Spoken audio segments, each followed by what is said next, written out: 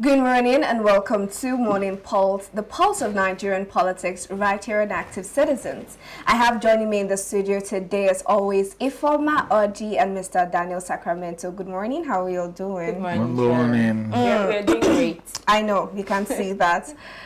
Okay, we're going straight to the stories that we have for today. First, my name is Sharon Edemchuku, and I'll be taking you through this journey. We have quite a lot to discuss, but first, the case of Miriam Sanda, convicted for killing her husband, who briefly received presidential clemency before President Tinubu reversed that pardon. The decision sparked a nationwide conversation about mercy, justice, and accountability. Now, for this particular story, we discussed it here when Miriam Sanda was granted presidential pardon. And moving forward, lots of people reacted negatively to that news, saying that it was unfair. Now, right now, the president has come out to, instead of granting outright pardon, reducing her sentence to 12 years. So which means for serving 6 years already, she has more 6 years to serve before she is released. So I'm starting with you, Mr. Daniel Sacramento. This particular case and what is going on now, the back and forth, what's your whole take on it? It's quite, if I say it's quite unfortunate, maybe it would, I don't know how it's going to sound, but, you know, Miriam Sanda was sentenced to death by hanging. Yes. Because it was established she murdered her husband. Why she's claiming she acted under self-defense. But that's not true. It has been completely proved beyond every reasonable doubt that she's guilty and has been sentenced to life, death sentence. Yes. Now it was changed to life imprisonment, yes. And now 12 years. 12 years. Which is 6 years. Really. Which is, she has already done 6 years already. Maybe she has already done 6 years already, and some might say heaven has smiled on her. Why, if you look at it the other way, it looks as if you're encouraging people to perpetrate acts. Because if you kill just because you think you can kill, and somebody grants you pardon, she or the person that killed is not totally free, because the family of the deceased will not fold their arms and see you. But Mr. Sacramento, there's something that you said I wanted to just clarify. They said, according to her and according to reports, that this whole homicide case or genocide or whatever, yes. was as a result of abuse. And because of the abuse she received from her husband, she even lost pregnancies as a result. The case of Miriam Sanda was, it wasn't long she got married. Yes. So where would the abuse just start from? It's a case. The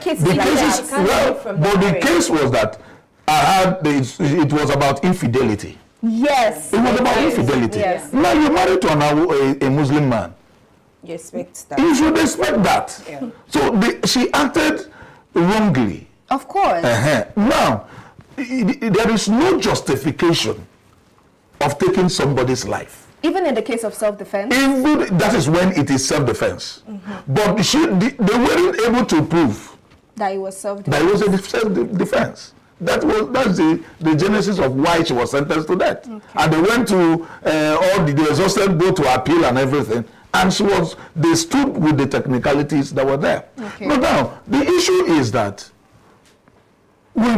people should learn from all these things. If you are fed up with a particular thing, please, there is no need for violence. Take a walk. It's as simple as that. Take a walk. Thank you. Or you go and report to the authorities that know how to handle this matter. Let it be recorded that you have reported this. Taking laws into your hands. You know why I'm saying this, that there are a lot of cases which we've been involved in. There are a lot of women or men, every little thing you carry weapon. Every little thing you raise weapon.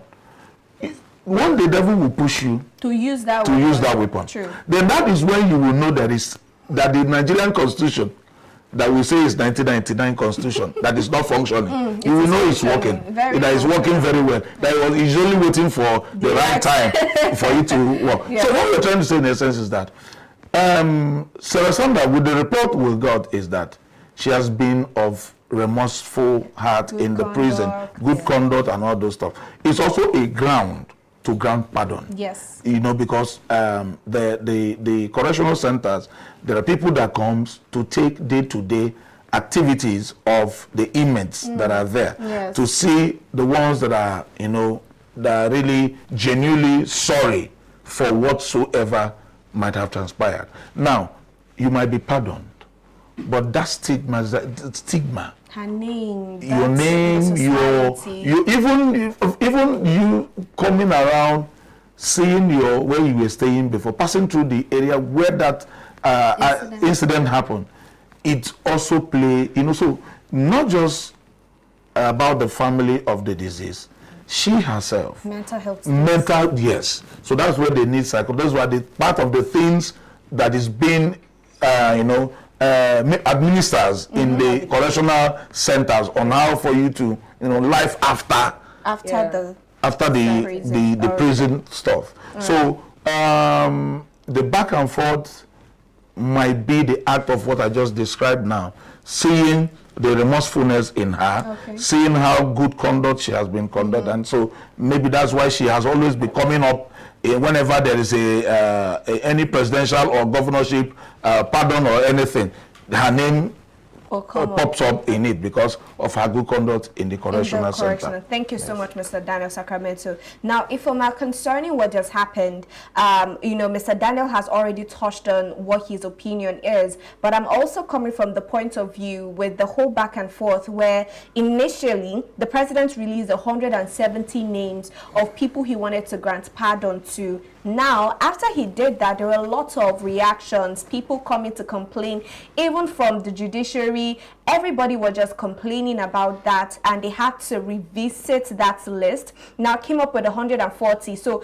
now, for what was done for Miriam Sanda, other people as well got that, where their sentences were reduced instead of immediate pardon. Now, the president said in that particular report that they have shifted the whole presidential pardon, not the entirety, but the activity to the judiciary so that they can pay close attention when he's about to approve. So they won't have the whole back and forth. But going forward with what we've just seen, the type of cases that he granted presidential pardon to, like murderers, drug traffickers, what do we expect from the whole prerogative of mercy with the president? Okay, let me begin with the point where he granted them pardon. I remember when you tabled this matter here, and I said, what was the basis of the clemency? That was what I asked. And I thought he was supposed to have more like a board that checkmates if this so person is supposed to be granted pardon. Now you could see with the fact that people have come out to backlash, the whole backlash on social media, he has now realized, oh, these people are supposed to be vetted before I grant them pardon. So it leaves us in a situation whereby I mentioned something one time that the judicial system in Nigeria somehow is corrupt, and we are seeing more of it, and I guess we are still going to review more of it in the story today. And I'm still standing by that judicial district. It is absolutely corrupt. That's number one. And then moving forward, now you are reacting instead of being proactive. These are the vetting process. Now, I mentioned when we talked about this case that before, that there are a lot of people in prison that don't even know the crime they committed.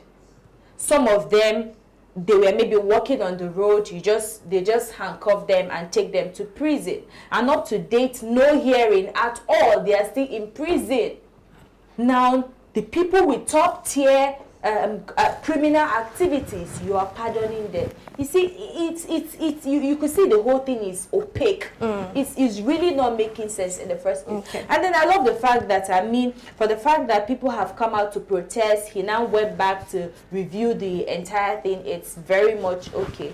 And moving forward, I think they should equally try as much as possible to checkmate and monitor these things before the presidency pardons anybody. All right. I like that we are talking about how these people were vetted in the first place and the need for the judiciary, and not just them, for things that are sensitive like this should be treated sensitively as well. Now, but when you look at the basis on which Miriam Sanda was granted presidential pardon, one of it was compassion.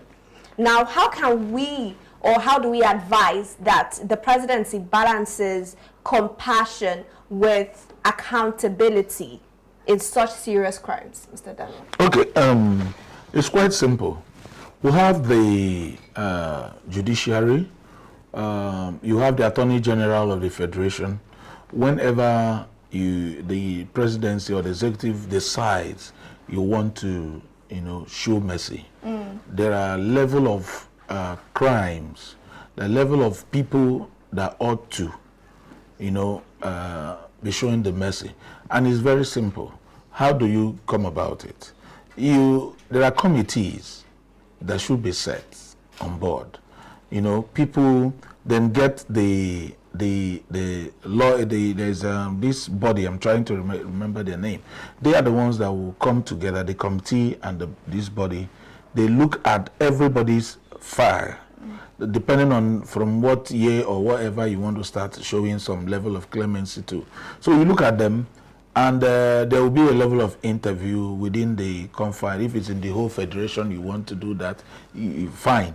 So they give you the people, maybe good behavior, close to their release date, people with minimal issues.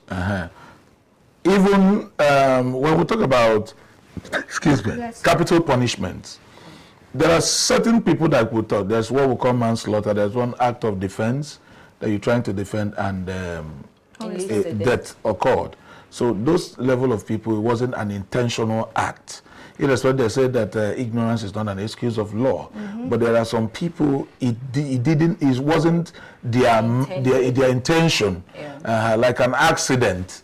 It wasn't an intentional act. Something prompted to it, So there are level of people that should be, looked upon. Then those committees are the ones that will give advice to the Attorney General. Okay, give him the names and say, okay, these people are due, or these people deserves to have the mercy. Okay. And from there, the presidency can now make his pronouncement on them. Okay, all right. Now, just finally, because we also touched on the families of these people, now not just the victim's family, the late husband's family, but also for the Miriam Sanda's family as well. Briefly, if I may, in a minute, how do we think that both families are going to take this particular news? And it's not just a Miriam Sanda case. There are over 100 people as well that this would affect, and by so doing, other families. So just briefly, how do we think this would affect both families? Okay, for the family of Sanda, I think for them, they will feel quite, happy.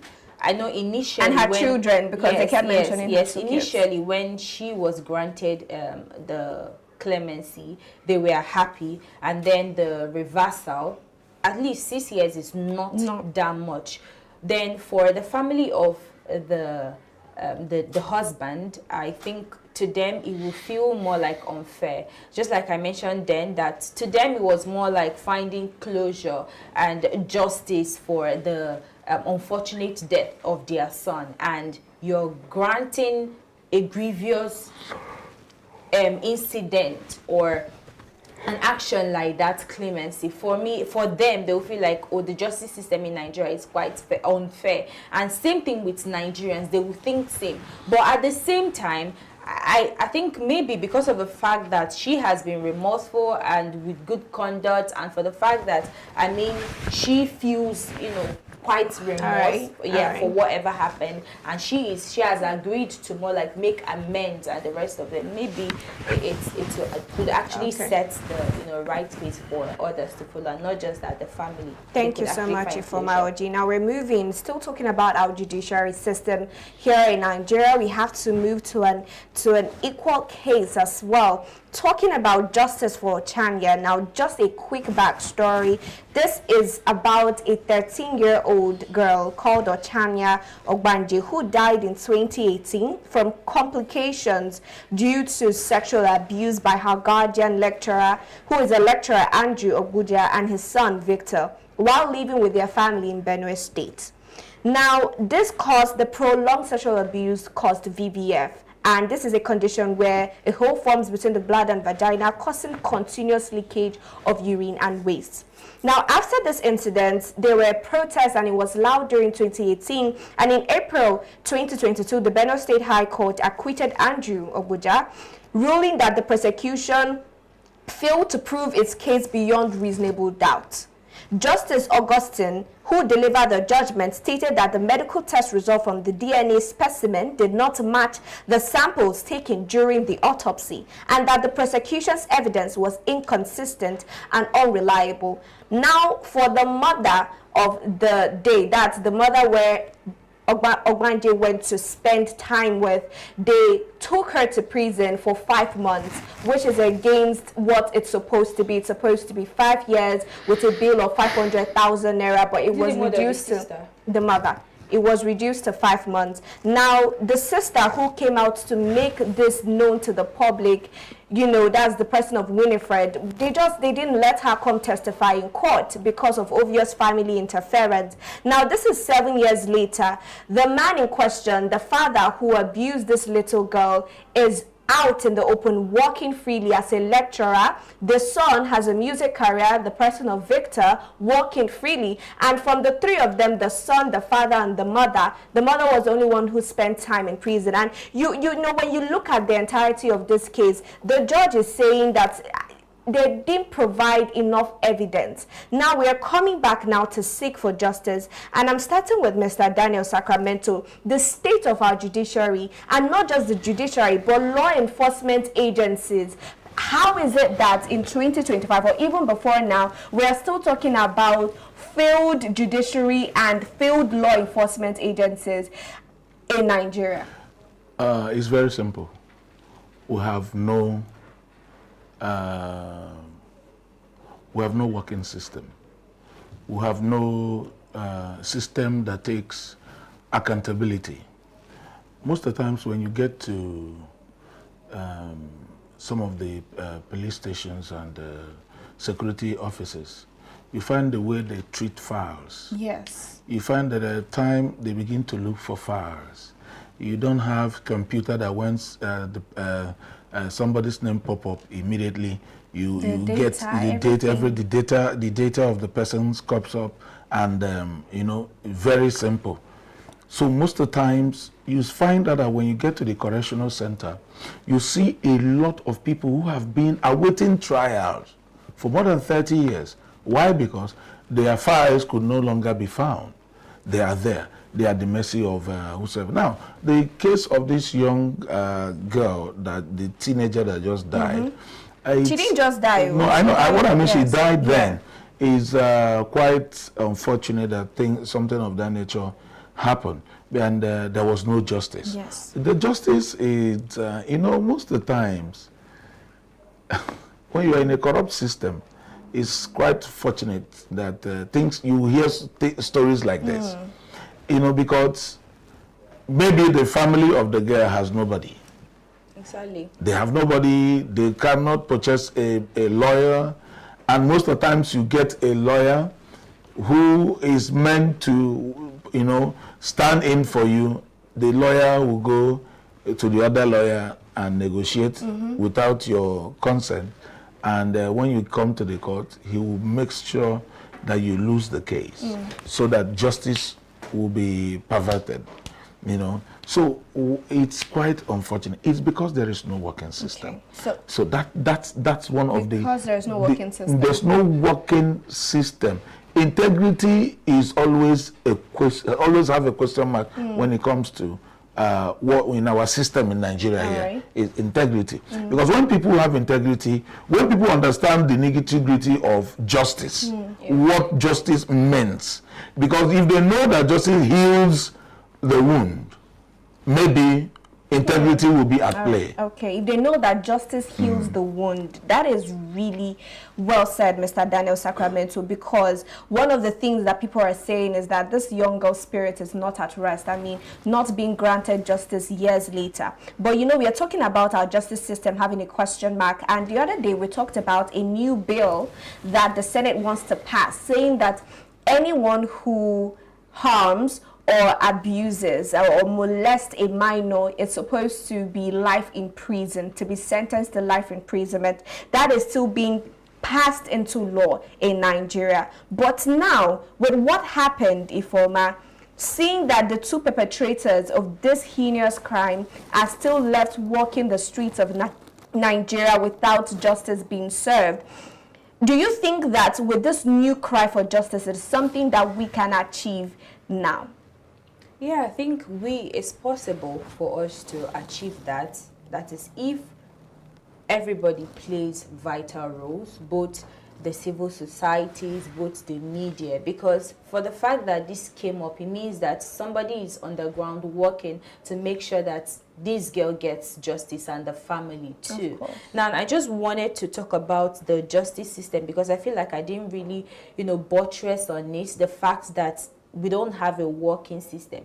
Now, it's not like we don't have this act. We have the Criminal Code Act of Nigeria, and I mentioned it when we talked about this case of unlawful taking carnal knowledge of a minor under 13, that the punishment is death, life imprisonment. There is no negotiation at all. And we could see clearly that on paper our laws are kind of strict, and not even kind of, it's very, very strict, but enforcement is now the problem. It's extremely feeble. That is what we are facing in Nigeria now. And I saw the video of Randy Peters talking about the entire case, and it was quite sad. I remember then in Z217 and 218 that people were protesting about justice for this girl. How can a son rape a 13-year-old girl? No, not just 13. She was 8 when they started. 8, and then the father too. And it was treated as for years. And it was treated as if it's not even a grievous offense. It is so sad that a lot is still going on. This is even the little that we have knowledge of. There are a lot of these crimes. And Randy Peters, if we are being allowed to watch that video, you see that he said that out of how many of these crimes that go on the carpet, there is about 100 cases that we get to talk about or go into convictions, and at the end of the day it's being swept under the carpet. Where are the human rights activists? Where are the human rights institutions? I don't think this is a case of human rights, because when you look at it, the Benue State government came out to speak out, NAPTIP came out to speak out concerning this case.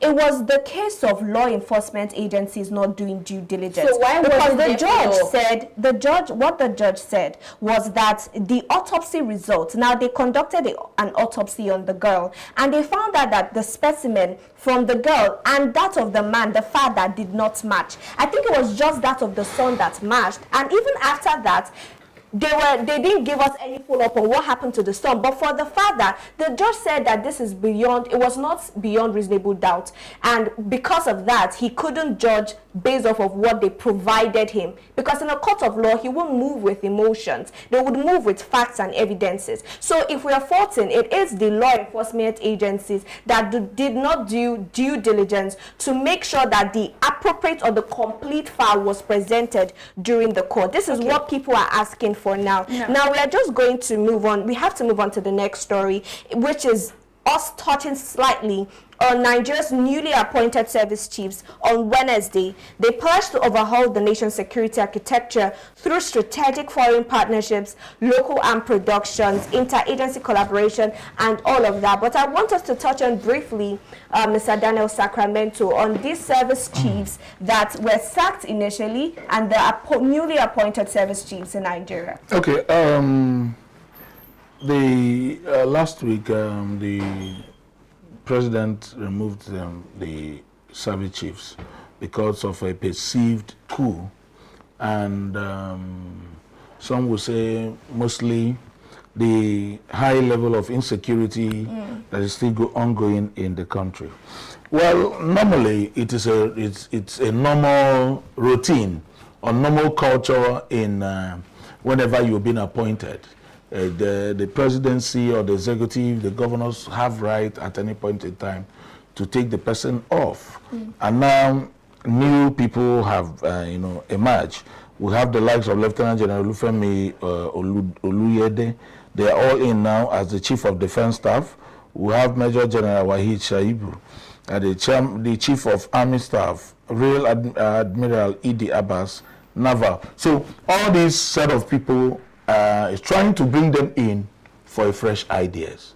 They say new broom knows how to sweep the house very well, while the old one knows the nooks and cranny.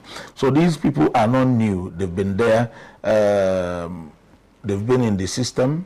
They will look at the flaws of the outgoing sacked service chiefs and know how to, the rightful leg and the rightful approach, most especially the ongoing banditry that is going on, the insecurity that is ravaging every region in the federation. So definitely they need to bring in fresh ideas. Want to see things new, want to see a new level of security apparatus and a change in welfare of the operatives, and also a change in attitude. We want to see different lifestyle. When the military want to see different life. When we meet them on the highway, want to see a different. Want to see checkpoint. Want to see that community relationship, so that people might be able to finger the bad eggs and bring them out. Exactly. Now, if I'm still talking about the service chiefs, with what Mr. Daniel Sacramento has said, what are your expectations for the new service chiefs? Well, I believe that this was necessary given the state of security in Nigeria.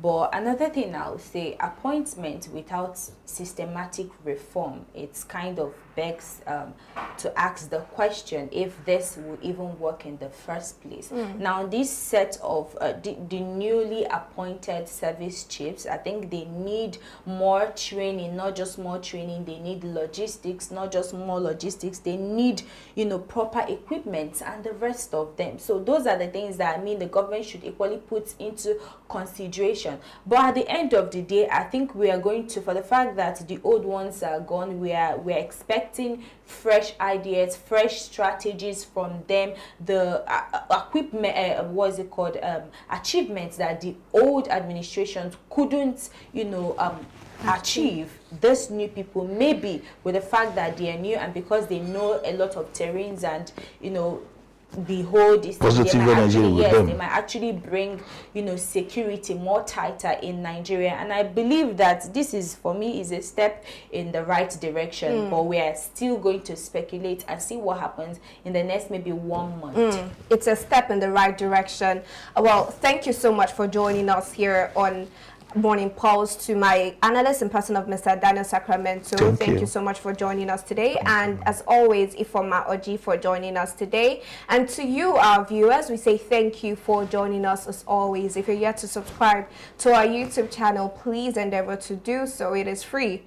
Anyways, and you can follow us across all social media platforms at Active Citizens. You can find me on Instagram and Facebook at Sharon Enemchukwu. And Jerry Foma. You can find me on Facebook at Oji Sophia and on Instagram at Miselex. And no need to ask Mr. Daniel. You can always find Mr. Daniel in the studio. Here. Till we come your way again later today, do have a good morning. People, this unfortunate incident of justice for Ochanya, the 13-year-old girl from Benue State, who died sometime in 2018, following series of sexual assaults, allegedly from people where she been they stay with. A lot of people don't tag me for videos where Mama P don't do, send the videos to me, Mama P, well done. I can't they look at whether they don't decide to appeal the case or what is the way forward.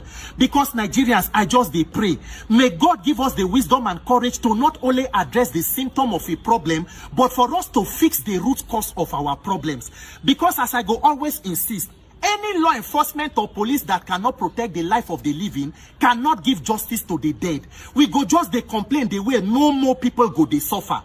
Do you know that when this incident happened around that 2018, there was actually intervention. The case was charged to court because as Nigerians start to make noise, they talk about the man and his son. There was intervention from National Human Rights Commission, from NAPTIP, from FIDA, Benue State Government, police, everybody start to talk. The case was charged to court, the Mr. Andrew Buje. But the son, the Victor Buje, who be, according to reports, now the person will start the molestation of the poor girl till today disappeared into thin air. The case against the man start to drag for court. They say they drag because of COVID-19, because of adjournment. Finally, it was in 2022 where judge giving ruling for the case. What was the ruling? The judge discharged and acquitted the man of all the 4 count charges. He freed the man. Waiting be the judge talk. He said that the investigators, they failed to carry out examination on the man to match his own specimen with the specimen gotten from the girl. And he said the autopsy will come from both Federal Medical Center and the police. They contradict themselves and they leave him with no option than to free the man. Then the case against the woman, the Madam Felicia, because now 2 cases, one criminal against the man, one civil brought against the woman on negligence, and according to them, conspiracy to cover up one of the witnesses. According to reports, they say their daughter Winifred, who allegedly witnessed one of the incidents when the brother been they molest the poor girl, was covered up from standing as a witness. The judge only sentenced her in 2022 to 5 months in prison.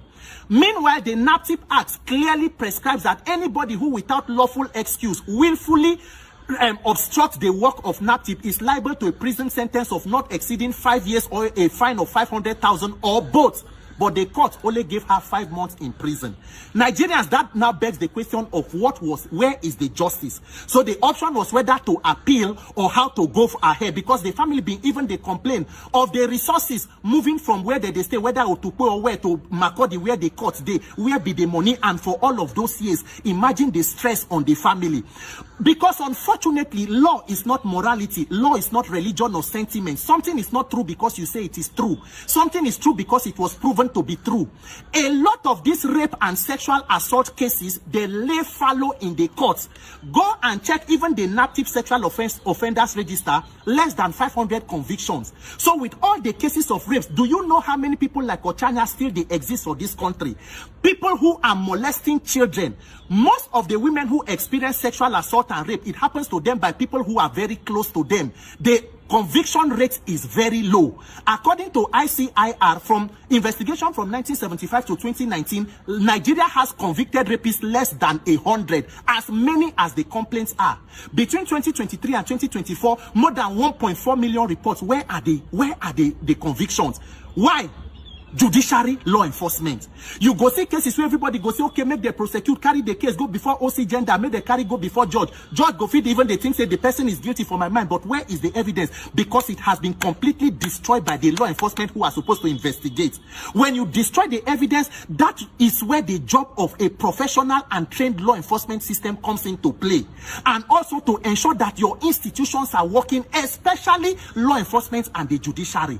If you have a corrupt judiciary and police, you have serious problem for this country, or Nigerians. I beg una, because if we cannot at least give justice to the dead, what of protecting the life of the living? So that when eventually death come, we go know say we did everything to protect the living before they died. Nigeria, all of us must come. Look at the case of Mohbad. For that, I don't even talk about that one because of 2 years, we go just they drag ourselves round and round. If the institutions that should give justice, I cannot give anybody justice. Nobody can give you justice. It is the system and institutions. If they fail all of us, everybody is a victim. So the options were whether to appeal the High Court judgment or the High Court ruling with which of the evidence from the same High Court that bungled the case, or at least to get closure for the family. They said the girl is, I think, 1 out of 11 children, which is another issue. Where we have so many children, we may not be able to take care of. They become subject of distribution. Carry go here, carry go here. Nobody knows how they are taken care of or what is going on with them. So at least to provide resources for the family, if at least there is no justice for the dead, to ensure that the children who are alive are protected and the woman is taken care of before she die, leave the other children, they will be at more risk. And then again, the boy will disappear to thin air till today, so no law enforcement know where the victor. That one did not stand trial in any court or brought to book at any point. So nobody, no law enforcement be know where they did. Nigeria, that is the problem. If we cannot come together and fix government and our institution, as we they talk so many more China deal, there are young girls or children who are still in houses where they are being sexually molested every day. Who can they talk to? What can be done about it? Nigeria, as we treat the symptom, we must address the root cause of the problem. What is causing the prevalence of this issue, and why is there no access to justice? May God rest the soul of Ochanya, and may God give the people with their life the wisdom to handle the other issues with it. God bless Nigeria. My name is Peter for Nigeria.